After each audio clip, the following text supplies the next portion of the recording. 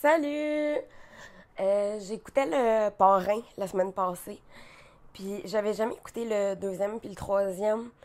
Puis dans le troisième, Michael Corleone, alias Al Pacino, mon amoureux, euh, il, il est rendu super vieux.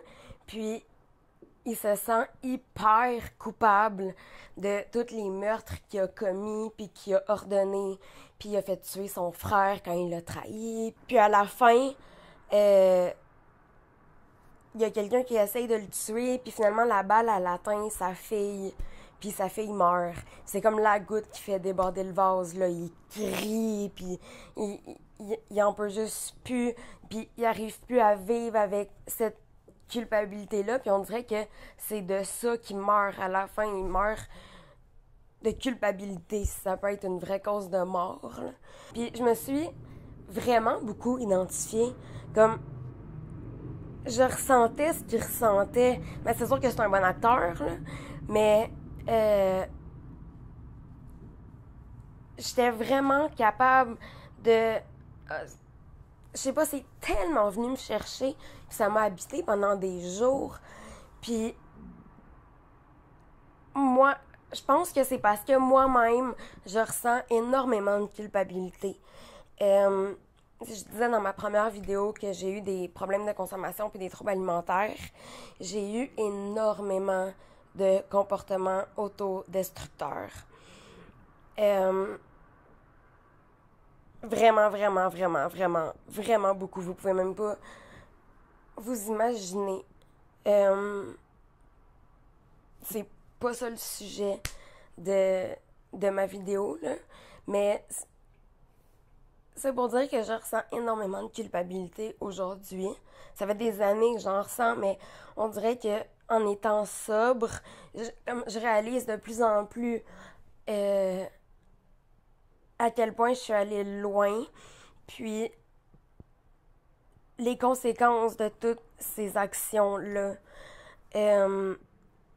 C'est fort probablement à cause de ça que j'ai fait un rejet, puis que j'ai dégénéré autant, puis que j'ai eu besoin d'une deuxième greffe, puis que je serais morte sinon. Parce que mes premières années, après ma première greffe, j'allais hyper bien. J'ai été des années sans être hospitalisée du tout, puis j'étais même pas diabétique, alors que tous les greffés fibrose kystique sont diabétiques. En tout cas, bon, c'est sûr que ça sert à rien de vivre dans les si j'avais, mais c'est juste pour vous expliquer pourquoi je vis avec autant de culpabilité. Fait que mon chum, il m'a parlé d'un philosophe, Kierkegaard, qui parle d'une théorie. Quand l'humain fait face à comme tous les choix infinis qu'il y a à faire, puis toute cette liberté-là, comme de toutes les possibilités, il devient comme angoissé puis terrorisé. Puis pour masquer cette angoisse-là, il sacrifie une partie de lui-même, soit dans le fini, soit dans l'infini. Par exemple, dans le fini, ce serait, par exemple, disons, quelqu'un qui est marié, un homme qui est marié à une femme, il est malheureux dans le mariage, il l'aime pas. Ben, au lieu de la laisser puis refaire sa vie, puis recommencer puis se donner une chance d'être heureux, comme à cause des conventions sociales, à cause des valeurs de la famille, à cause des religions, il va juste même pas penser à la possibilité de la laisser, il va juste rester avec parce que c'est comme ça que ça marche un mariage. Tu ne donnes pas de choix, pas d'autre choix que de rester dans cette situation-là, même si t'es pas heureux. Dans l'infini, je vais vous donner un exemple. Ce serait, disons, un jeune homme, puis là, il sait pas dans quel domaine étudier. Là, il y a une job qu'il aime pas, qui est pas payante, mais il est pas capable de faire un choix parce qu'il y en a trop. Fait qu'il se dit, bon, en attendant de savoir quoi faire, puis de plus me connaître, je vais garder ma job, puis on verra l'année prochaine. Puis finalement, il se ramasse genre 15 ans plus tard, puis il n'a jamais été capable de faire un choix, fait qu'il travaille encore à ce job-là qu'il aime pas, puis il n'a pas étudié. Là, il y avait comme tellement de possibilités, c'est l'infini, qu'il n'était pas capable de faire un choix.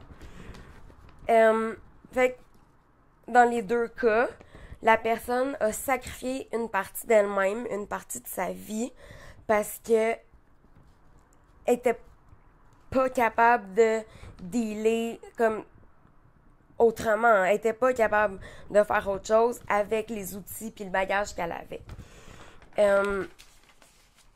Fait que je me rendais compte que dans mon cas, c'est ça que j'ai fait quand je consommais. J'étais pas capable de dealer avec mes émotions, puis avec mes peurs, puis ça me paralysait. Fait que, ben, je consommais, puis j'avais des comportements destructifs, mais j'ai toujours fait du mieux que je pouvais, puis comme, je me remets dans ce temps-là, c'était impossible que je fasse autre chose.